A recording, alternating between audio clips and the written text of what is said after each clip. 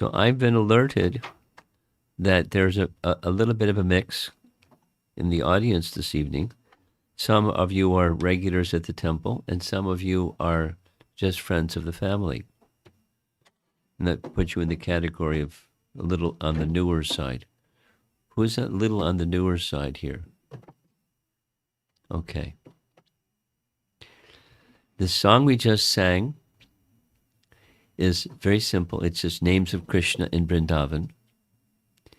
And Prabhupada liked, it's just taken from a song by Bhakti Vinod Thakur, and Prabhupada liked it very much, and it just become like our anthem, at the very beginning of every class, regardless of Bhagavad Gita, Srimad Bhagavatam, Chaitanya Charitamrita, Ramayana, you name it. Not always, but commonly, we sing this song.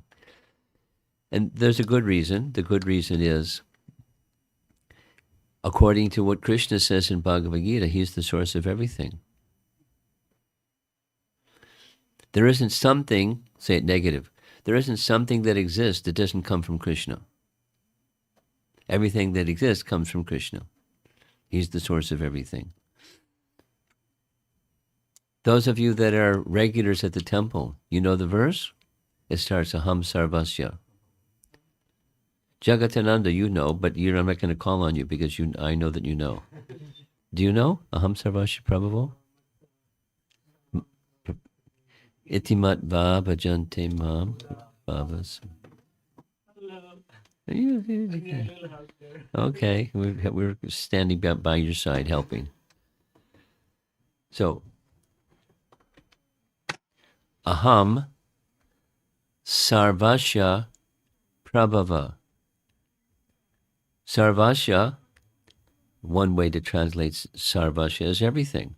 All, matter and spirit, both. All, Sarvasya. And Prabhava. Prabhava means the cause or source of emanation. Bhava and Prabhava. Aham Sarvasya Prabhava. I'm the source of everything. Then he says it the other way. Everything comes from me.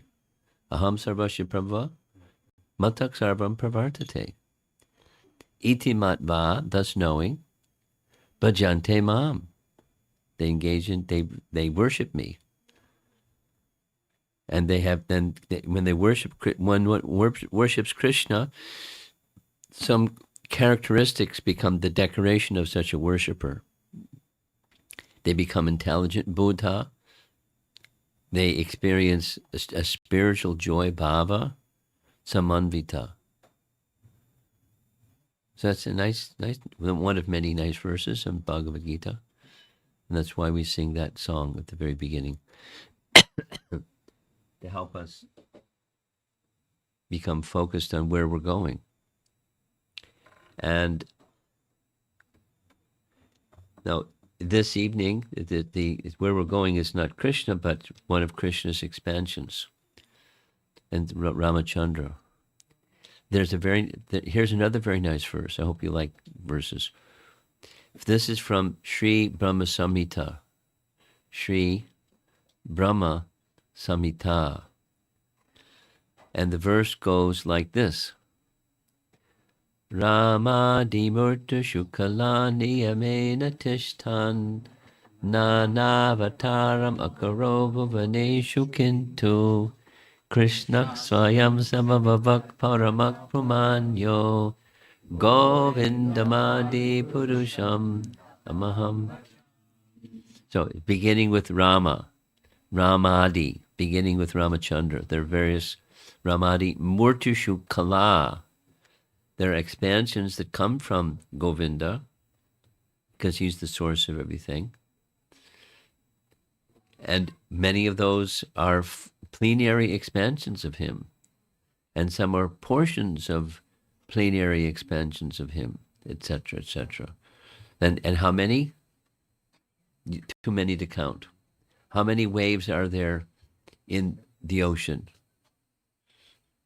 Too many to count. There must be some finite number, but as soon as you count, then it's just increased. So The unlimited can expand unlimitedly. There's no limit. It's nice. Everything we know in the material world is limited. And there's something that's beyond limited. Krishna. That which is he who is the source of everything. So we're going to be discussing Ramachandra. And the part of the reason for selecting this particular topic is there were like 2 weeks of just very intensely focusing on preparing for Ram Navami and then the Ram Navami celebration itself. And I became very immersed in Ram Katha, and so this is a carryover. I'm still intoxicated with Ram Katha. And Morality and Morality Corrupted, it's a nice title. Within one of the primary glories, unlimited glories of Ramachandra, but he's an emblem or the example of perfect conduct. We're going to have another class just on, he's going to be displaying, he displays ideal conduct in every circumstance in his life. Doesn't make a mistake. Is there such a person in this world that doesn't make a mistake? No such thing. But Ramachandra appears in this world and doesn't make mistakes. And by what standard? By the standard of the Vedas, by the standard of Shastra. So he teaches by his example. So he's a perfect person. So morality and morality corrupted. There are circumstances where it appears that his morality has been corrupted by circumstance. We're going to be discussing 4 activities. He upheld the word of his father, even it meant, grief for a lot of people. He was fine. But the citizens of Ayodhya were not fine, and his father died out of grief of separation from his son. Terrible. So, but he upheld the word of his father because that's good character, that's morality. One has superiors, and one obeys the superior, regardless of whether it's convenient or inconvenient. So, second, he accepted Vibhishan is a major part of Ramayana, and that is the brother of Ravana, because Ravana had 2 brothers and 1 sister, and the one of the brothers was bad, and his sister was worse than bad. Shurpanakha, that was his sister, and Kumbhakarna, bad. And then one was the opposite. We'll hear a little bit about how that happened. But he was the brother of Ravana, who kidnapped Sita. And the whole battle in Lanka was because of his brother. But he accepted Vibhishan. He gave him, not only accepted him, but coronated him as the next king, even before the battle.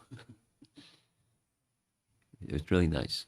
So it's a very important part of Ramayana. Those who are in the Sri Sampradaya, it's if one of the major, if not the most important element of the whole Ramayana, Vibhishan's surrender,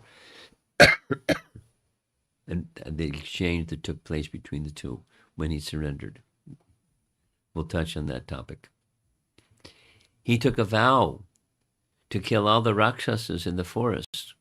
When he went to the forest for the first part of the 14 years, he met sages, and then when an ashram of Sharabanga, the eldest amongst the sages, And Sharabango took shelter of the king and asked the king for protection from the Rakshasas. Because Rakshasas means they're carnivorous. I mean, they eat people. And they ate some sages, and he showed him the bones. You see the body parts over there? That's what was left. Please protect us from these Rakshasas. You're the king. I'm not the king. I'm in the dynasty of Ikshvaku. I promise you protection. So we'll hear. And there's a little discussion from Sita's side about, should you really do that? We'll hear. And then slaying of Vali. And there's question marks around how he slayed Vali. You've probably heard it before. Maybe we'll hear it again. That's okay. So upholding the word of Dasarath. 14 years. Why 14 years? Does anybody know the answer to that question? What is there some magic to that number 14? Why 14 years? Anybody know? Yes? In Valmiki Ramayana, it was mentioned that Bharat has the character like a Ram, and when he will rule for 14 years, and if Lord Ram is coming back, and by that time he will be able to please to the citizen, then Ram cannot do anything. That time is sufficient. That much mentioned. Good. Yeah. People will become accustomed, although they'll get over expecting Ram to be their king in 14 years. It's just like, and then the person who is taking the rule, he'll be able to manage the kingdom in 14 years. You can't just become a king, and we won't mention any names, people that think they're the king. Anyway. That mantra was giving in feeding that this information. You have to ask the king for 14-year exile. You have the right name. Ramananda. Let me ask you, how many times have you read Valmiki Ramayana? First time I'm reading. No. Ramcharitmanas. Oh, Ramcharitmanas. Okay. Okay. How many times did you read that? I don't remember. Hundreds. Many. Too many to count. As many as the waves in the ocean. That's a lot of waves. Okay. Ramananda.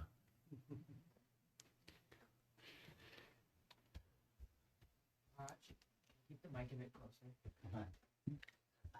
They're having trouble hearing in the back. Really? You're having trouble hearing in the back? You can't hear. Little low. You're going to be sorry. Okay. Let's go back. We recognize this is a B.G. Sharma painting where she's got a smile, and at least in this painting, Dasarath also has a smile, but he's going to stop smiling.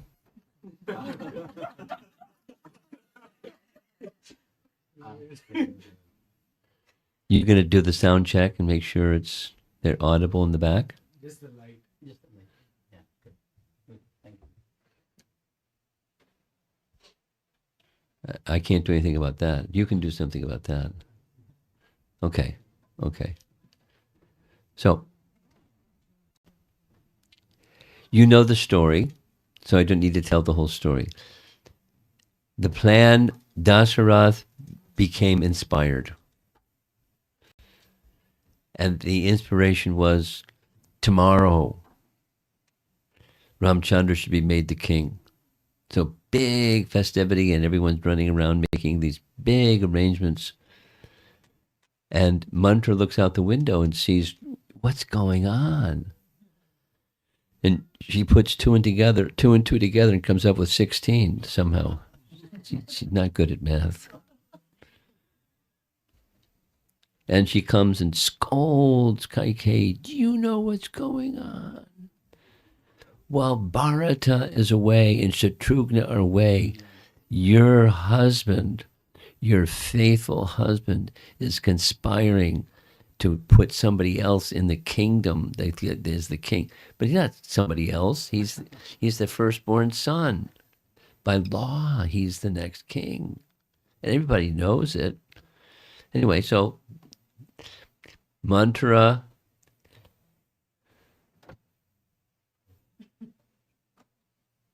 You pay attention over here. Do you know who Mantra is? You've heard her name? You would like to learn something about her? She's a hunchback. You know what a hunchback is? She can't stand straight. She hunches, her back is like this. She's very old, and Mantra, a hunchback assistant of Kaikeyi, who's on the painting on the screen here. So she has an assistant. Her assistant put poison in her ear. And the poison was, you stupid woman. She got away with saying bad things. Do you know what's going on? And you're just smiling like everything's okay. So she wound her up. Kaikeyi was kind of innocent and pliable, and Mantra convinced her that this is a conspiracy. While your son is away, this plan is being made. You know when he's not going to come back. They're going to bump him off when he comes back. You know, you're a stupid lady. Woo. She's one of the favorite queens of Dasarath. So she reminded her, Mantra, hunchback, assistant of Kaikeyi, one of the principal queens. Do you remember when? I'll remind you in case you've forgotten. You saved Dasarath's life. He was in a battlefield, and he was wounded, and his chariot was broken, and you managed to get him off the battlefield and nurse him back to health, and he lived, and he made a promise to you. You remember this? You forgot, right? So here's a reminder. He promised you, you've saved my life. I'd like to give you 2 boons, anything you wish. And what did you say? Not now, I don't need anything. Later I'll ask. Remember that? Ask. Here's what you should ask. This is the 2 fingers. You see in the painting? She's holding up 2 fingers. Here's the 2 boons. 1, Ramachandra should not become the king. My son, Bharata, should become the king. And he who is going to become the king, forest for 14 years. 2 promises. And Dasarath smiling in this painting, but he's not going to smile too long. Here's the next painting. Poor Dasarath, he's smashed. But he's a man of his word, and he gave his word. And Kaikeyi, now she's looking haughty, and Dasarath can't say, because he calls Ramachandra. He didn't call Ramachandra, she called Ramachandra. Mantra called Ramachandra. To tell him the good news. Guess what? You think you're going to be king today. You're not going to become king today. You're going to the forest for 14 years today. And you won't become the king. Bharata will become the king. Get out of town. So he didn't say get out of town. She just said, when Ramachandra heard, I like this very much. He heard her words. Kaikeyi spoke with this haughty tone and forceful. He said, is that all, mother? I'll leave at once. I don't know if that's in Ramcharitmanas, but it's in Valmiki Ramayana. Is that all, mother? I'll leave at once. And so he goes to inform his mother Kaushalya, and his wife, and his dear brother, because two of the brothers were out of town. They were seeing relatives, and one brother was there. And so when he told his mother, she virtue personified. She didn't flip, but you're such a noble person that just at your father say so, you're ready to do this 180, completely reverse, and you're completely peaceful. You're such a noble personality. May the Lord protect you. She doesn't see him as the Lord. Narayana is the Lord. May the Lord protect you. Sita and Lakshman, we're going with you. So the three of them, there they are, getting their attire in place for forest life because they're used to palace life. And leaning over the couch there, guess who that is? Vashishta. Vashishta, the chief priest. And he is trying to give reason to haughty Kaikeyi, who's not listening at all. And the jewelry of the king are strewn all over the place. He's a wreck. And off they go into the forest for 14 years. This is another different artist, of course, accompanied by Sita and Lakshman. Ramachandra and Sita and Lakshman are on their way into the forest. And there's Dasara with a nice crown on his head, completely disturbed. He doesn't want this, but he made a promise and he's keeping his promise. And upholding the promise of his father was the force behind Ramachandra leaving. When Bharata came and pleaded, we have to follow the word of our father. Please don't ask me to not follow the word of Dasarath. Please don't ask me to do that. That's not possible. I can't do that. And you should also uphold the word of your father, our father. You should become the king, not me. There was discussion, kind of like neither side won that discussion. Mm-hmm. So there they go. He just changed clothes again. This is another B.G. Sharma painting where he's with his bow and arrows and dressed in nice dhoti and tilak and everything. And there's Sita right behind him in the middle. And off they go into the forest. Now there's a very nice verse. This is what I just recited. It's from Valmiki Ramayana. There's another reference. There are many references of this pastime. Here's one from Canto 5, Chapter 19, Srimad Bhagavatam. Canto 5, Chapter 19 is part of the section of the Srimad Bhagavatam that deals with Vedic cosmology, the structure of the universe. Very fascinating. So here's the verse. I'll just read the translation. Since Lord Sri Ramachandra is the Supreme Personality of Godhead Vasudeva, he is not attached to anything in this material world. He is the most beloved supersoul of all self-realized souls, and he is their very intimate friend. He is full of all opulences. Therefore, he could not possibly have suffered because of separation from his wife, nor could he given up his wife and Lakshmana, his younger brother. To give up either would have been absolutely impossible. Now the separation, we know, because Sita was kidnapped, but and then Ramachandra's deciding to send Sita to the forest again.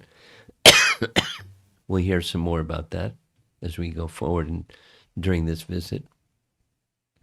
It's a bit of a mystery, or more than a bit of a mystery. It's a big mystery. But could he possibly give up Sita? Or could he possibly give up Lakshman according to Srimad Bhagavatam, the authority of Sukadeva Goswami? It's not possible. It's absolutely impossible. Question. Can you separate sunshine from sun? No. Can you separate sun from sunshine? No. You can have the sun disappear when the sun sets, but it's not sunshine. It's not separated from the sun. No such thing. Similarly, Sita, the Swarup Shakti, the spiritual potency of the source of everything. You remember the verse? Aham sarvasya prabhavo matak sarvam pravartate. You remember it, good. So Krishna is the source of everything. Ramachandra is his direct expansion. And Sita is his Shakti, his Swarup Shakti. They're inseparable. Now what about Lakshman? What about Lakshman? Is there a pastime in Ramayana where Ramachandra banished Lakshmana? Is there such a thing? Yes. Now, at the end of the class, you're going to get in your WhatsApp group, or however you circulate messages, you're going to get a little passage from the concluding sections of Ramayana where Ram banishes Lakshmana. And here's a simple version, and there's more detail in the little document that you'll get, just like cut and paste from Ramayana. Ram had concluded his pastimes, and it was time for his departure from this world. And time personified, disguised as a mendicant, came to visit. And when he came to visit, he came as, it's one of the cultural points. An uninvited guest is received like God. For cultured people, an uninvited guest comes to your home and you receive them like you would receive God coming to your home. So Ramachandra received him very nicely. And it was time himself, time personified, which means death. Like Krishna says in Bhagavad Gita, time I am, the destroyer of all things. Kalosmi, Kala. Time I am, the destroyer of all things. So he greeted Ramachandra, Ramachandra greeted him, and my dear sir, what brings you here? What great fortune, and pleasantries in the introduction, and the mendicant, who is time himself, said, I have something very personal on behalf of Lord Brahma to share with you. But it has to be very confidential. In fact, you have to promise me that no one will interrupt our speaking, and whatever is said, you won't tell anyone. I gave you my solemn oath. Lakshman, you replace the doorkeeper, you take his place, and there's a firm instruction. So Lakshman's getting an instruction from Ramachandra. Guard the door, don't let anybody in until I say so. Yes, sir. Time personified informs it's time for you to leave. And arrangements are being made as we're speaking. That because it's his potency, he does what he wants to do. It's time to leave. Well, who would come to the gate of Ramachandra's palace but Durvasa Muni? Uh-oh. And Lakshman had to tell Durvasa Muni, I'm under strict orders. I'm not to have anyone disturbed. If you would like to see the Ikshvaku dynasty incinerate in 5 seconds. Don't let me in.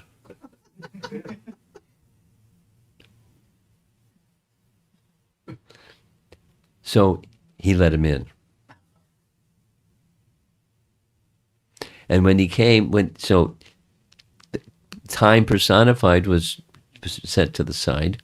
And Durvasa Muni, how can we be of service to you? Is some way we can do to serve you in a pleasing way? I've been fasting for 1,000 years, and I'm very hungry. Can you make some arrangement? So he made some arrangement, and Durvasa Muni was very pleased. So he didn't destroy the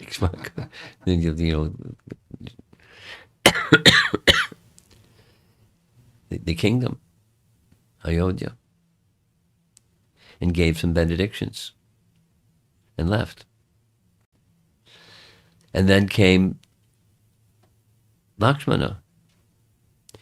You made a vow, and you have to keep your vow.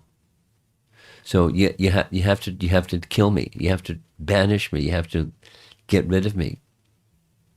You made a vow.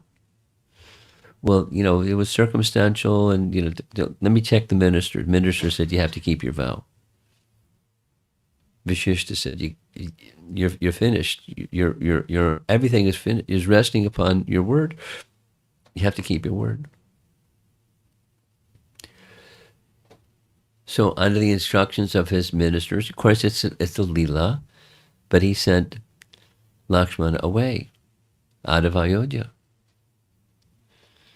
So back to the Bhagavatam verse that you see on the screen. Is it possible? It's not possible. So if it's not possible, what had happened? What is it? It's a Leela.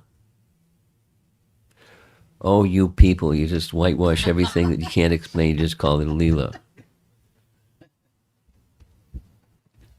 But it's a Leela. It's not a whitewash. He's Lord Ramachandra is engaging in a pastime, indicating that even if your dearmost brother and dear friend and dear this and that stood by your side through thick and thin, you keep your word.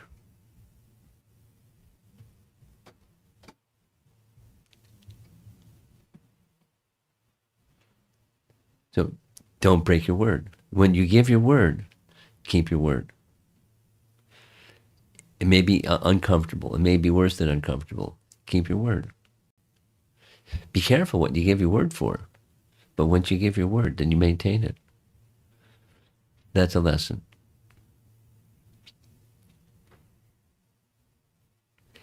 That's number one. Then there's 4 items. Here's number 2, accepting Vibhishan.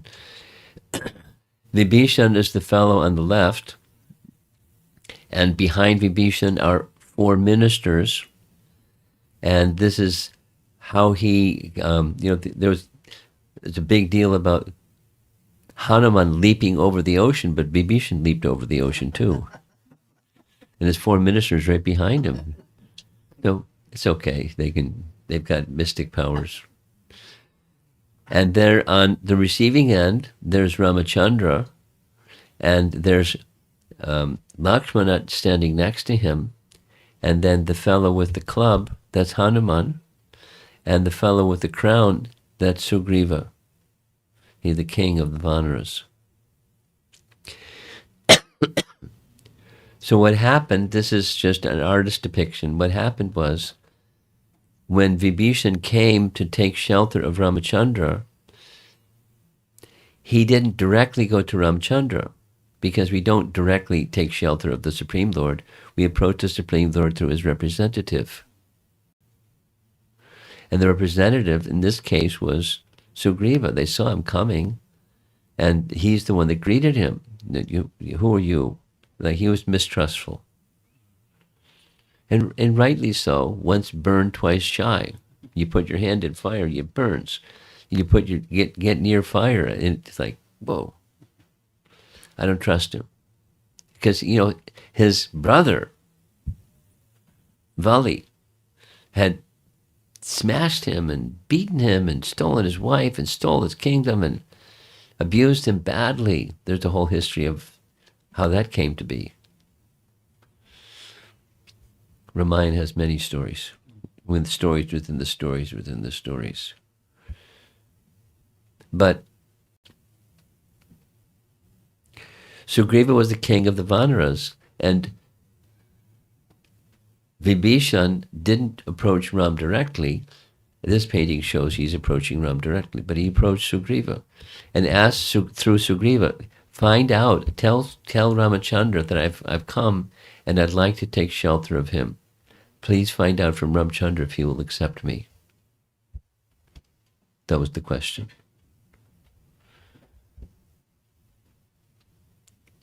But a little bit of background. Vibhishan was the one of three brothers, as well as a fourth sister, one of the brothers of Ravana. Now Ravana did his austerities and got blessings to become very powerful, this and that and the other thing. And then he was exercising his power.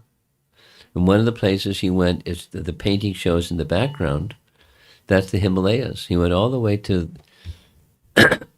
Mount Kailash, and there on top of Mount Kailash was Lord Shiva, and by his side was Parvati, and he started putting his 20 arms underneath the mountain and lifting the mountain.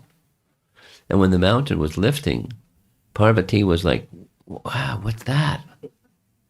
He said, don't worry, it's just a puny guy downstairs at the bottom of the mountain trying to lift the mountain. So he put his toe on the top of the mountain and started squishing Ravana's arms, 20 arms. So much, he started roaring out of pain. So his name, Dasagriva, now became Ravana. Dasagriva was his name at birth because he had 10 heads. You ever see anybody with 10 heads? Never seen anybody with 10 heads. But he did. And very powerful. So after this event, he became Ravana, not just Dasagriva, and he had a brother, a full brother. And his full brother was named Vaishravana. And Vaishravana means hear distinctly. Here's the family line. At the very top, that's Lord Brahma. Brahma had a number of sons that were born directly from his body. One of those was Palastya. Palastya, a Brahmana, married a sage, another Brahmani, the daughter of Trinabindu. And one son was born named Vishrava. Vishrava married the daughter of Bhardraj Muni, also Brahmana marrying a Brahmana. And as their son was Vaishravana, who later became posted in the position of the treasure of heaven, Kuvera. I hope you can follow all this. Family lines are a little confusing sometimes. So simultaneously with this son, Vaishravana, there was another fellow who had a nice daughter, but he was a Rakshasa. And the Rakshasa's name was Sumali, and Sumali had a daughter, and the daughter was Kaikashi. So Sumali requested his daughter. Sumali was also the father of Tataka, the first demon that Ramachandra killed, Tataka. But he had another daughter, Kaikashi, and said to the other daughter, Kaikashi, guess what? Daddy, what? If you were to become the wife of this powerful Brahmana, Vishrava, then we'll have very powerful offspring, and offspring take on the qualities of their mother, generally. The son takes on the quality of the mother, generally. So she, Kaikashi, consented to her father's plan. She went to the ashram of Vishrava at the wrong time. He was in the midst of a yagya. So she didn't interrupt his yagya. She just stood there gently scratching the ground with her toe and, like, you know, wanting his attention. And he knew she was there. So he finished his yagya and he said, I know who you are, I know why you've come. And the answer is yes, but because you've come at an inauspicious time, then you'll have sons that are going to be demons. Oh no, I don't want sons demons. All right, one of your sons will be virtuous like me. And that one who was virtuous like him was Vibhishan. Even before born, it was, you know, this sage, Vishrava, was such a person, he could tell what's going to happen in the future. So it was, as it was predicted, Vibhishan was a virtuous man from birth, from childhood, throughout his life. Even he had the worst association. Could you imagine having Ravana as your brother? And Kumbhakarna? You can't wake the guy up. And Shurpanakha. So here's the history of how Hanuman, on behalf of Ramachandra, went all the way to Lanka, searched for Sita. You know, Sundarakanda, those of you familiar with Ramayana. Are you a little familiar with Ramayana? Little? You, yes? No? Yeah. Yeah. Is that what's your favorite part of Ramayana? Probably when Hanuman lifted the matter of pinky finger. Okay, that's in Sundarakanda. No, that's in the battle. Excuse me, that's in the battle. Okay, Sundarakanda. That's my favorite.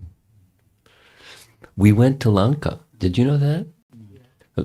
Oh, were you there? No. Okay. Maybe next time. And we just, you know, we didn't cover everything, but, you know, major part of the topics of Sundarakanda, from Hanuman jump, you know, then what happened before the jump, what happened once he got there. And so he's searching for Sita, couldn't find Sita. He finally found Sita. But he's in a monkey form, and she's terrorized. So he has to be really careful, because she'll think it's a trick. So anyways, he manages to be expert and persuade her that Ramachandra is going to come. He volunteers to take her back. She said, no, you fly so fast in the sky, I'll fall off. You know that passage, right? Yeah. So besides, Ramachandra should come, and he's the one that should redeem me. He's the one who should finish Ravana. So Hanuman accepted. To the virtuous Sita has spoken. What she says, that's it.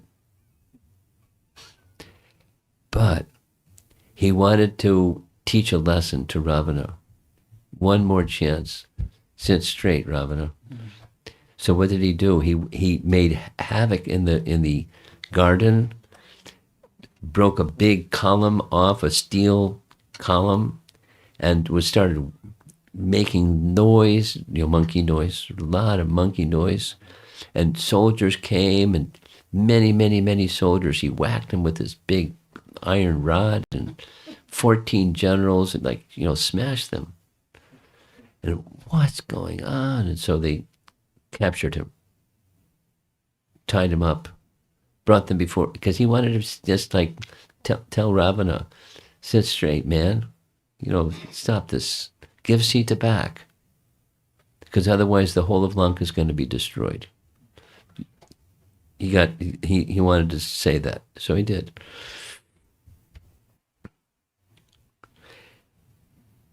Ravan wanted to kill him.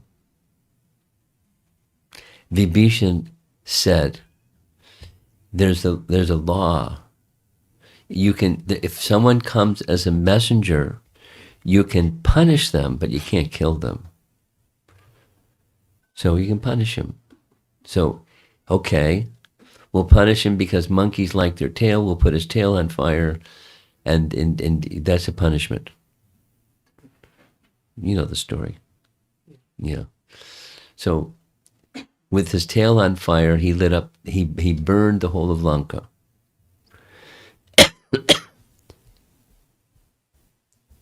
But he delivered his message. He found Sita, and there he is with his tail soaking in the sea, so he can cool out the end of his tail, and returned back to tell Ramachandra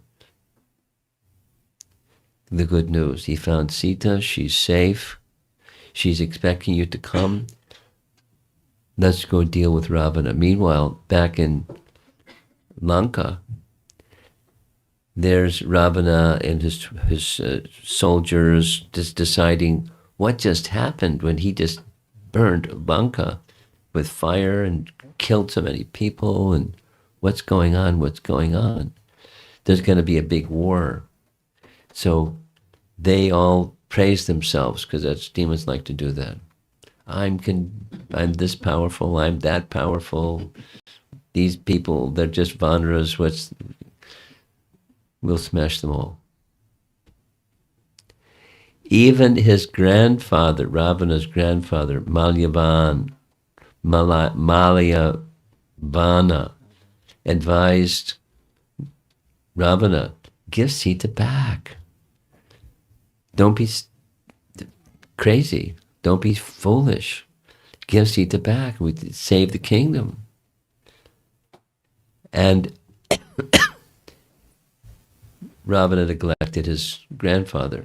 So now comes his younger brother Vibhishan, trying to give reason to his unreasonable brother. And his unreasonable brother took insult. And in the public assembly, he insulted him so badly that Vibhishan realized, this is futile. This fellow can't hear good advice. So there's no service for me here. So he decided to leave. And how he left was pretty spectacular. He just was seated in an assembly. He just rose up in the air. He had mystic power, and zoom, off he goes to take shelter of Lord Ramachandra. That's that painting that we saw. But before he left, he had this very heart-to-heart, you're the elder brother, so I'm kneeling before you. You're so powerful, this and that and the other thing. Give up that happiness and anger which destroys virtues. Seek pleasures that enhance fame. Be pacified. Live happily with sons and relatives, restoring Mitali, that's Sita, to Ram, the son of Dasarath. Boy, he didn't want to hear that. Oh, annihilator of enemies, we are seeing inauspicious omens since Sita arrived here. Those pretty spooky looking omens. Meteors falling from the sky, and they had the whole thing. O king, this is cut and paste from what he said directly face to face to his brother. Why have you desired Sita, who has a snake hood at her bosom, has poison of grief, has sharp fangs behind her gentle smile, and has 5 fingers of her palm as 5 heads of a snake called Sita? He's not criticizing her, he's saying you're messing with death. Ram's arrows will not leave you with life, even if you're guarded by the sun or wind god. Not even if you sit in the lap of Indra or the god of death, or even if you enter the sky or underwater. All your ministers have abstained to pass this counsel to you. Whatever is seen or heard, it is told certainly by me. Hence, you ought to do according to a justification of things for the occasion. Like, make things right. Vibhishana's advice, this is commentary, was full of well-wishing, greatly beneficial, gentle, filled with logic, that is applicable to past, present, and future. Ravana screamed. While Vibhishana advised in Ravana's favor with all good intention, Ravana, who was under the influence of death, who was holding on to a feverish anger, and who was full of passion, spoke harsh words, so he's going to criticize him severely. One can live with a known enemy, or even with an angry and venomous serpent, but cannot stay together with one who professes to be a friend and devoted to an enemy. You're the worst. And he's a big guy. Just as honeybees do not have gratitude after drinking honey and dissatisfying themselves, the friendship with an unworthy person like you is of no use. He who, other than you, actually utters the aforesaid words in the way you have done, O Ranger of the Night, would have undoubtedly ceased to be this very moment. As for you, a curse upon you, O disgrace of your race. He looks pretty angry. Rebuked in these words, Vibhishana, who had spoken what is right, rose in the airspace, mace in hand, along with 4 of his ministers. And he speaks something on his way out. Standing in airspace, the glorious Vibhishana, who was filled with indignation, addressed the following words at that moment to Ravana. Here's 3 verses. Just cut and paste from Valmiki Ramayana. O king, you being my elder brother may tell me what you wish. You are equal to father, being the elder brother, who are to be honored. But you have not followed the righteous path. The words you spoke are not pardonable. O 10-headed king, fallen under the sway of death, you are foolish. You do not understand the well-prepared good words spoken by me, wishing for your welfare. O king, those who speak pleasingly are always easier to find than those who speak unpleasant but good words. Listeners of unpleasant words, though they are good, it's difficult to find. So he left. Now there's the scene again. And he reached, in a short time, Hanuman crossed the sea also quickly. He had a few obstacles on the way, but... So then came this discussion when Ramachandra, hearing from Sugriva that Vibhishana wants to surrender, so he did what kings do. He asked others, he asked his ministers, he asked his advisors, what do you think, what do you think, what should I do, what's the right course of action? It's not like politics, it's just gentle behavior of a good leader. And then they each had different opinions. There was one particular person who was silent. It's Hanuman. And when asked, Hanuman gave the answer. He said, there's nothing to talk about. You've already accepted him. It's just your nature. Someone surrenders to you, you accept them. It doesn't matter where they've come from. It doesn't matter what their association has been. They surrender to you, you accept them. That's it. Nothing more. There's a whole bunch more. Sugriva was unconvinced. I know his motive. He knows that you're going to be victorious, and he'll get his brother's kingdom. And he's just sneaky, and I don't trust him. And Ramachandra said, even if they have such motives, Is there a limit to the powers of what I can do? I could finish him with my 2 fingers and squeeze him and he's gone, like a fly. So I can protect myself, and I can protect the kingdom. I can protect all of you. So don't worry about me. And so after a number of back and forth, Ramachandra sent Sugriva, bring him here. And so they brought him, and when they brought him, they performed Abhishek before going back to Lanka. These are the 4 ministers. I'm not going to spend much time on this, although it's very, very, very, that's 3 varies, important in Sri Vaishnava teachings.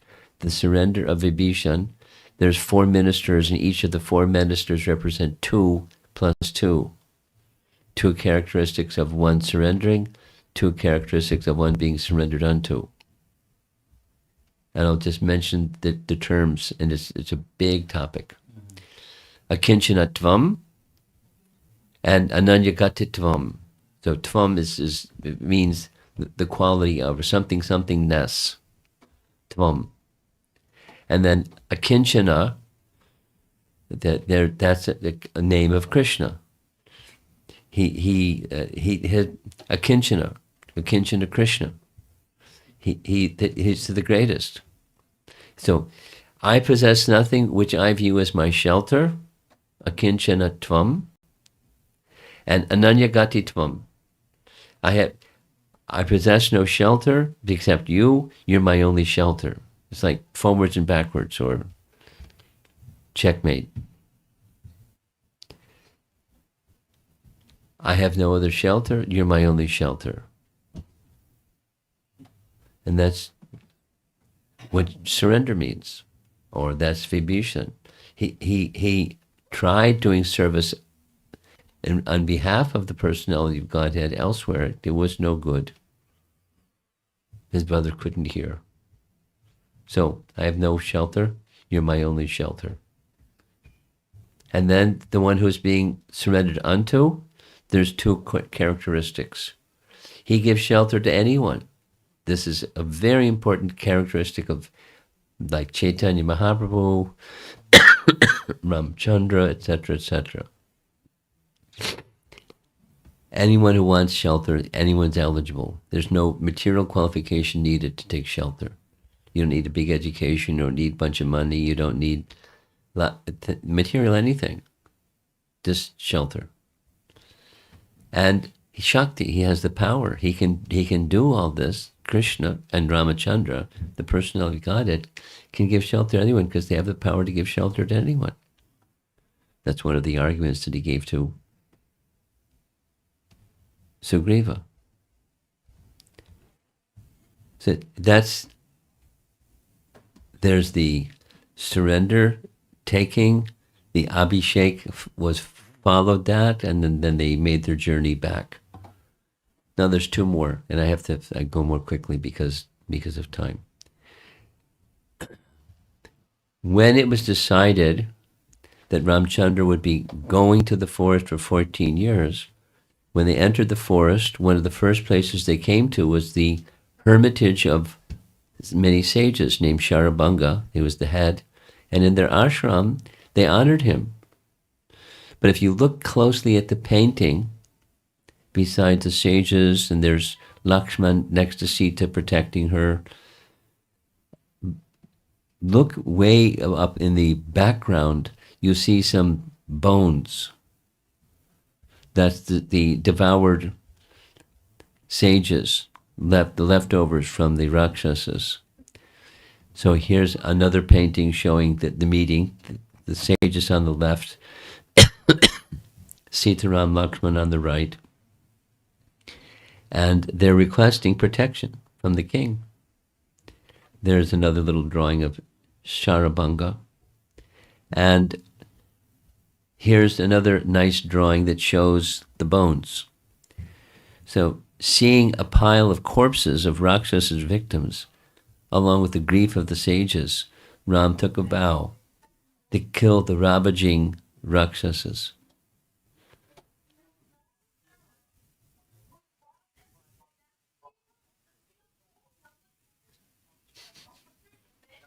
you will be able to mute. Can you just mute it? You are host. Okay. Yeah. Well done. Okay. So he's taking a vow. And then Sita hears the vow. And she doesn't right in front of everybody say, but she kind of pulls him to the side and says, wait a minute. Here I have a doubt. And the doubt is when there's an aggressor, then you can take action. But if someone's not an aggressor against you, how can you take action?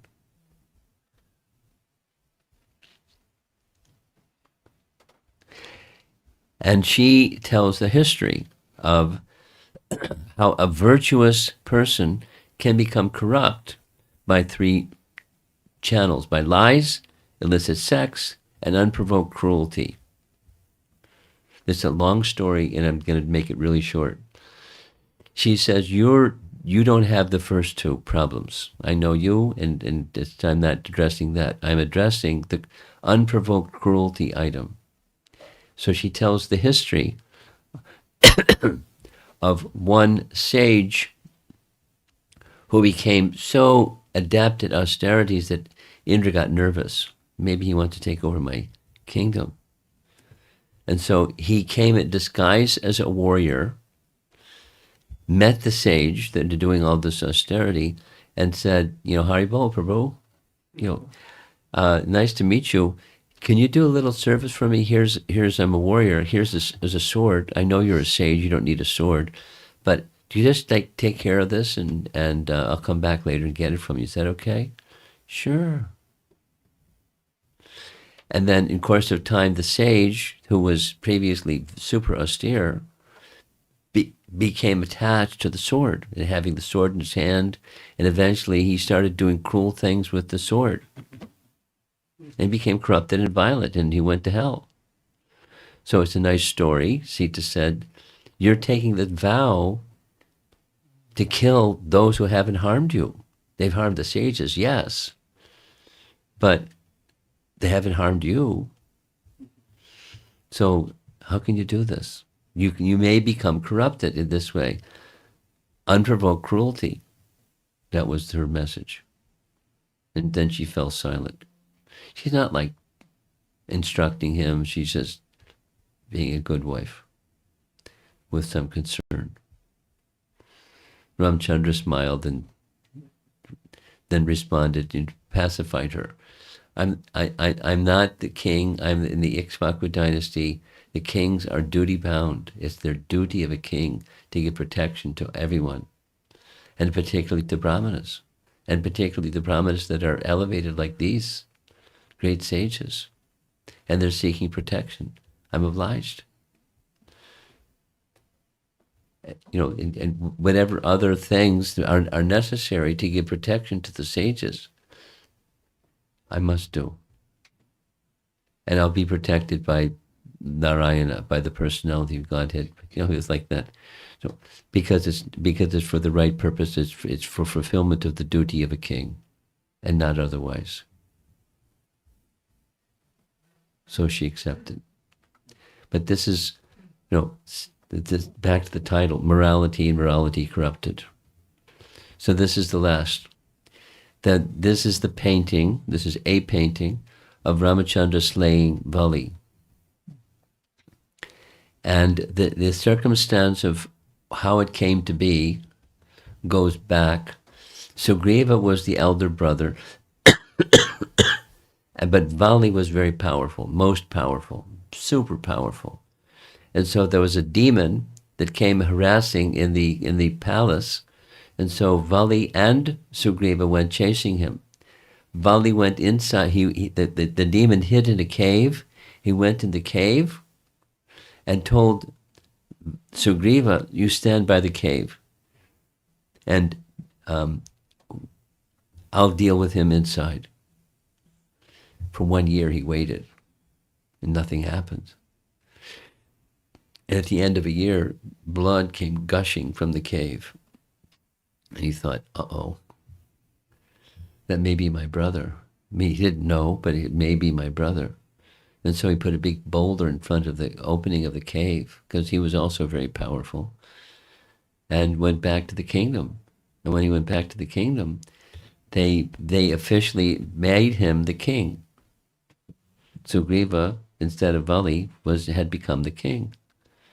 When some time passed and Vali came back, said, look what you're doing, and beat him severely and kicked him out of the kingdom, and he went running for his life, and he went to Rishimukh mountain, because that was one place where sage Matanga had given a curse to Vali. If you ever go up to that place, you'll die instantly.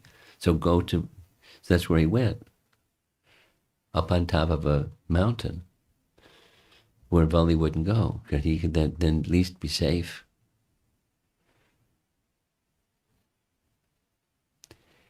And then there's more. Our mind is very complicated, and it's late.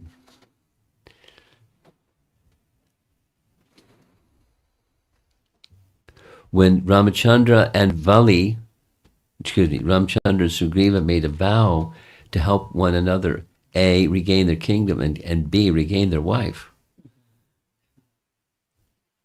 So with this vow, there's the fire and the taking of a vow. There's the ornaments that Sita had cast off and above the Rishimukh mountain and were shown to Ram, and he recognized them. Ramchandra volunteered, I'll help you get back your wife first. And Sugriva is like, you have no idea how powerful is Vali. And I don't know what your power is. Can you give me some demonstration? He said, sure. So with arrows, he shot the arrows through one side and came out the other side of 7 sal trees. And sal trees is like here in Connecticut, it's like oak trees, hardwood, really thick hardwood. And that was pretty impressive. So he can understand. He has power. So then Ramachandra made the arrangement that you go to the palace where your brother is, make a bunch of noise, get him to come out and have a big battle with him, because otherwise I won't be able to see him. And when you do battle with him, then I'll be able to kill him with my arrow. So they fought, and at the end of a long battle, Sugriva got beaten. And he came back barely with his life gone. And there's Ramachandra holding back his bow. He didn't shoot. So Vali wanted to know. Sugriva wanted to know, why didn't you do it? And interesting, here's the detail. I couldn't tell the difference. You look too much alike.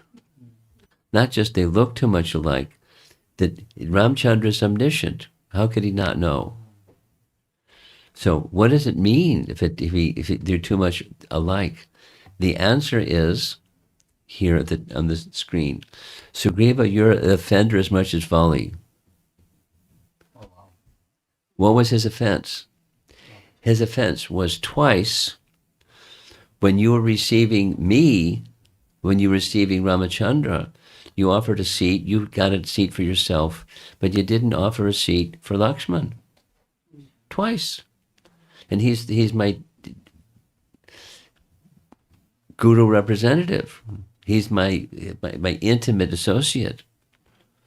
Like Balaram, and when Balaram wasn't respected, and when Lord Nityananda was disrespected, so Ramachandra is letting him know. He didn't say all this. He just said, I couldn't tell the difference between the two of you. Was he lying? He wasn't lying, because he was an offender to Lakshman. Vali is an offender to you, and you're an offender to Lakshman. So you're both offenders. But he made a solution. You wear a garland. And then when you're fighting, I can tell you're the one that's with the garland and he's the one without the garland. And I've always wondered, like, two men that are fighting, and what's a garland gonna? It's gonna get shredded to little pieces, quick. But it wasn't really just the garland. It was Lakshman made the garland, and Lakshman garlanded Sugriva, meaning he forgave him. Now, there wasn't any words spoken about the offense and the giving of forgiveness for the offense. He had to bow down to receive the garland. So now his offense is gone. So now I can see the difference between you two. One's the offender and the other's the excused.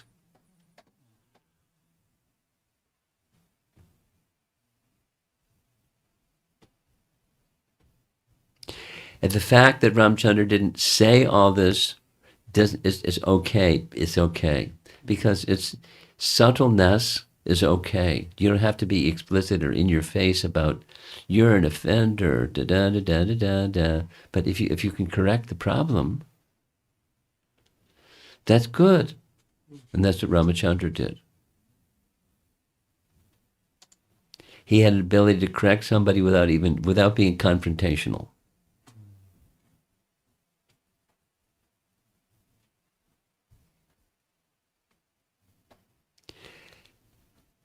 You recognize who this is? Do you recognize who this is? Madhvacharya. How do you know? 2 fingers. Dvaitavad. Madhvacharya taught Dvaitavad. So he made a commentary on Mahabharata, particularly the sections of Mahabharata that deal with Ramayana, Ram pastimes. So this is where the reference comes from, chapter 6. These set of verses. He comments, Madhvacharya comments, enmity between 2 siblings commonly doesn't last long. If the 2 later wanted to restore their fraternal affection for one another, I should not kill Vali just now. It's temporary. To illustrate the principle to Sugriva that sudden demise of a sibling may be the cause of irretractable regret, and also to avoid any possible future regret by him, Rama, always free from any blemish, knowing all this, chose to not kill him. We sometimes have we have always decisions to make about things. And a refined person considers from many different angles. So the second battle, you can see Sugriva's got this nice garland on, it hasn't gotten ripped off him yet. And he's ready to fire behind those 7 sal trees.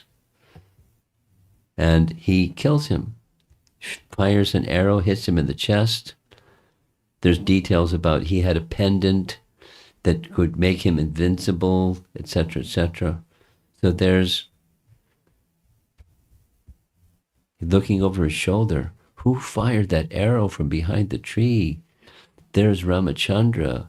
There's his brother, Sugriva, with the garland on. So over his shoulder, he says some harsh things to Ramachandra. What kind of noble man are you? Hiding behind a tree and firing arrows, and he accuses him of many transgressions. Ramachandra doesn't say anything. He listens carefully, and then he responds. It's the duty of a descendant of Manu and the followers of Ikshvaku. The whole world has been given to them to rule. And the rule is to promote virtue and punish the wicked. And my dear Vali, you're wicked. There's rules of morality. The younger brother should be regarded as one's own son, and his wife as one's daughter-in-law. Vali had therefore been guilty of 2 great sins. both by punishing the sinless Sugriva and by cohabiting with Ruma, Sugriva's wife. The scriptures prescribe death as the punishment for one who has illicit sexual relations with his own daughter or a wife of his younger brother. So you've been punished in a proper way. Now that I punished you, you're freed from that sin, which would have sent you to hell. A person punished by the king is released from all sins and ascends to heaven. But if the king fails to punish a sinner, then he himself incurs the sin. He says all these things to Vali.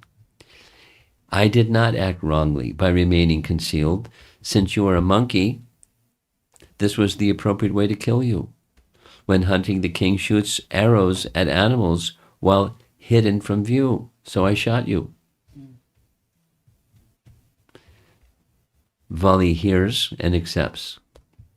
And before he departs his body, he does three things. He says to everyone in the assembly, because the whole assembly watching all this, Vali accepted his wrongdoing, forgave Sugriva, and restored him this rightful king of Kishkinda. Then he entrusted his son to Sugriva to take care of him as if your own son, because his son was very dear to him. And finally, he returned his wife, restored Ruma, the wife of Sugriva, back to Sugriva. And then he departed this world. And when he departed this world, then Tara grieved his death. And there's a long, sorrowful, she recognized that he deserved what he got, but he's no longer there. So who's going to protect her? And that becomes part of the duty of Sugriva.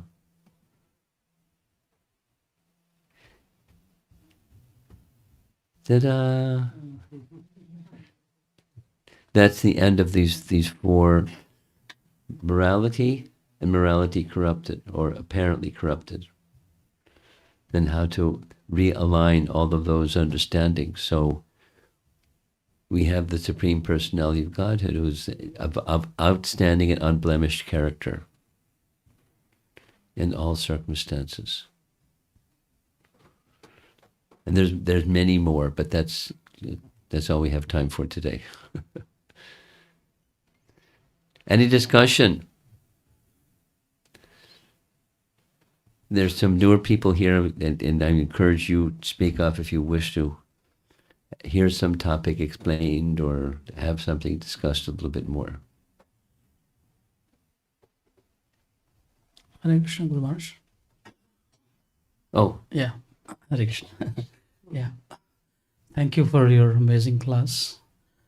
Of course, some of us grew up hearing Ramayana from the small comics of Amar Chitra Katha, but to understand, the deeper commentaries of the Acharyas that you're explaining is wonderful.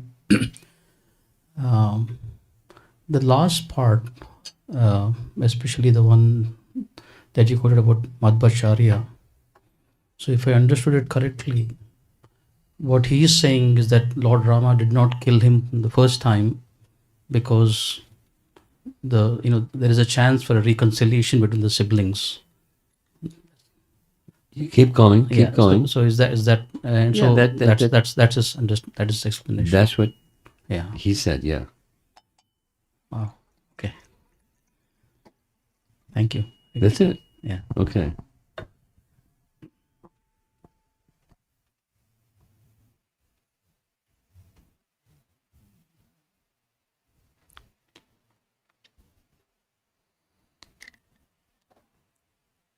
Hare Krishna, Guru Maharaj. How to take the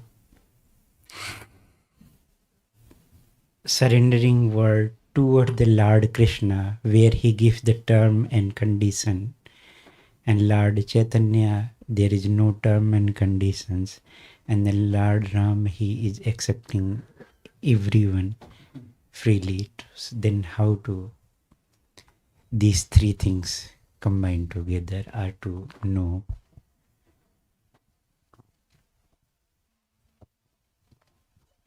I was just this morning hearing Srila Prabhupada discuss, we canvas. People don't come to us. We canvas. We go door to door, we go in the public, and we encourage. So that's Chaitanya Mahaprabhu and his followers. Jeev Jago, wake up, sleeping soul. Ramachandra accepts anyone. Krishna gave conditions. Surrender to me. Then I'll accept you. And really accept you in the sense of free you from all sinful reaction. So there's moods and a mission. Same mission, save people from suffering. But then there's a mood that is connected with each of the personalities. Okay?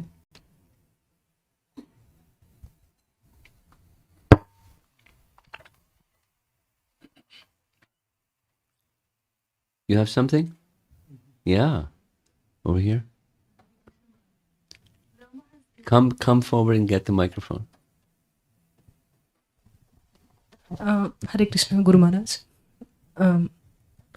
Rama has given a word, but along with Rama, Lakshmana and Sita has also went to forest and had spent the 14 hours in the forest. Yeah. Did Rama anytime feel like why these people are with me and why they are also suffering? Because Rama has given word without, because his father told Rama is following, but Sita and Lakshmana is also suffering, then Rama would have think for them also, right? Like how he has think about his father. Of course. But he cautioned them when they said, we're going with you. He cautioned them, and they said, we're going with you. Whatever it is, we're going with you. So they voluntarily accepted hardship. They didn't have to. He did because his father said to him, not to them. So he was obliged. But he was bound by the word of his father. They were bound by love. Okay. And when you're bound by love, you accept inconveniences. Have you noticed? But still we speak about Rama like he has listened to his father and went to forest, but we never felt about Lakshmana and Sita because... We know you say no, but nobody, and I don't agree with you. What they did was extreme. And they didn't have the moral obligation. They had a loving obligation. So they're more glorious.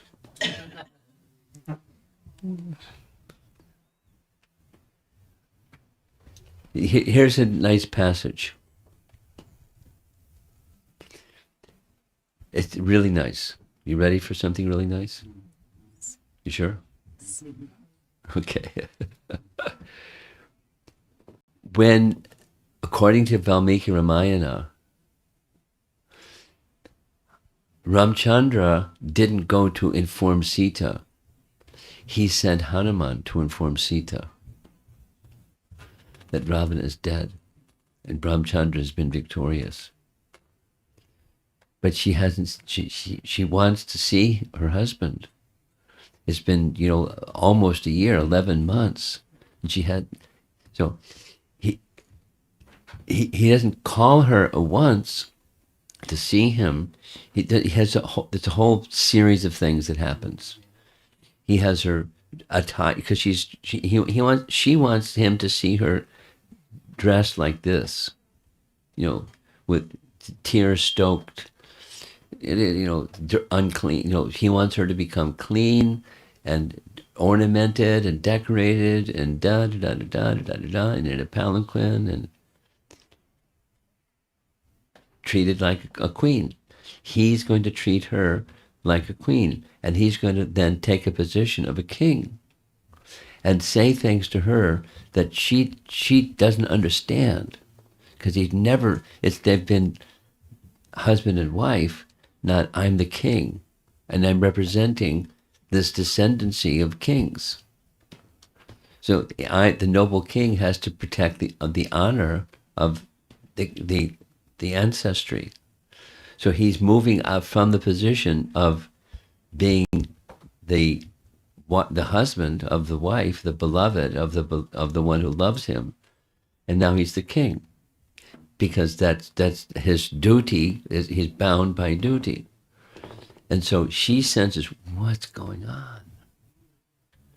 And he says, I didn't come to redeem you for you. I came for the ancestry. I had to clear the name of the ancestry. I didn't come for you.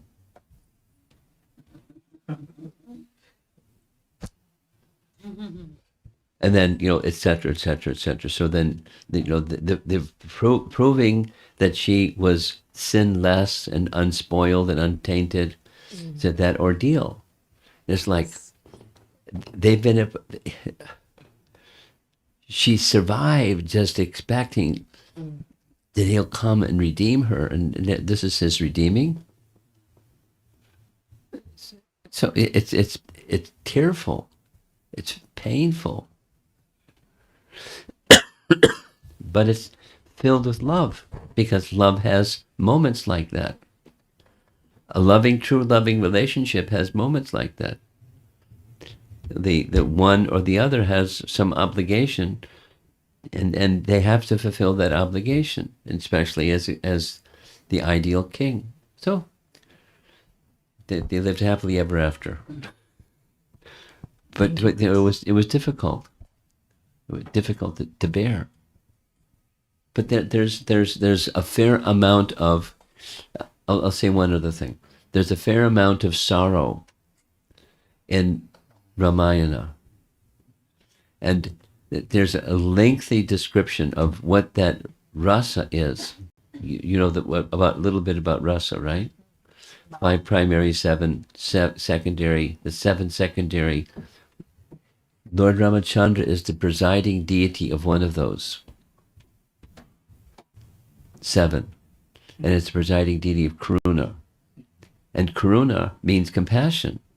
What he just did doesn't sound like compassion. It's sorrow, but it's compassion, because his name is protected and her name is protected. Going on into the future, there's no stain on his name, her name, going into the future, and it doesn't look like it. It's like.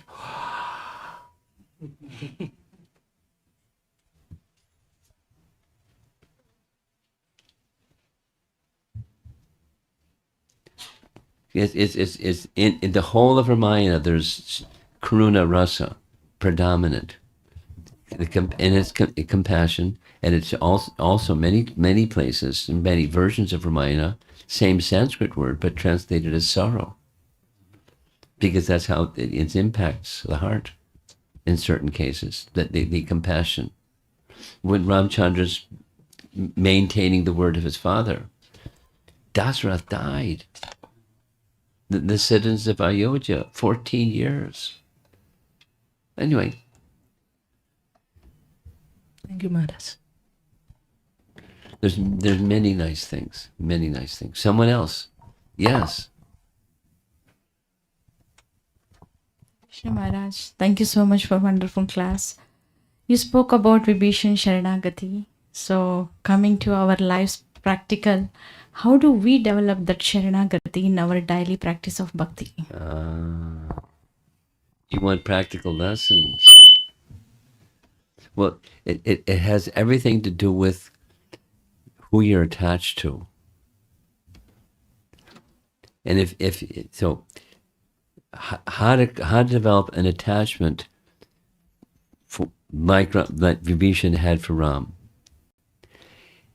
He was virtuous even before he was born. What his father said, he'll be virtuous, and he was virtuous. So you can just be born virtuous. That takes care of it, doesn't it? But who's born virtuous? So that's your question, is how do you become? It takes the cultivation of attachment, not just to virtue, but to a person. That's the emblem of virtue. And to get that, there it requires teachers that have attachment to that virtuous person, teachers that have attachment to the personality of Godhead, who is that virtuous person, and you become attached to them and serve them. That's the bhakti process. Find exemplary people, as close as you can find those who are exemplify the teachings of bhakti and live by it consistently. Look up to them, sit at their feet, hear from them, serve them, try to understand what's important to them, and do some of that for them. So bhakti for the representative develops attachment like Vibishana had for Ramachandra. So he could just leave. He could speak virtuously as he did, fearlessly as he did, and leave.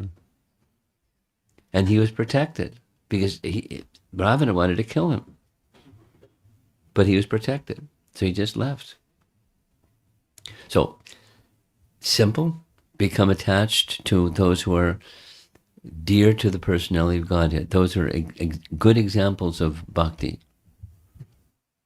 And you could give different names, a good friend or a mentor or a husband or a leader or a spiritual master, whatever the label. But the character is someone is heading in that direction and consistently. That's their character. Find such people and sit at their feet and serve them. Look up to them, respect them, and try to learn how they live their life. That's what we do. And we were a little thick, so we have to do it again and again because we learn and then we have mental lapses. We can become complacent or something. We have to learn it all over again. Slowly. Consistently. Okay. Anyone else? I think we should end. Thank you all very much for patiently sitting here and coming, and we'll be here for a few more classes starting tomorrow morning and then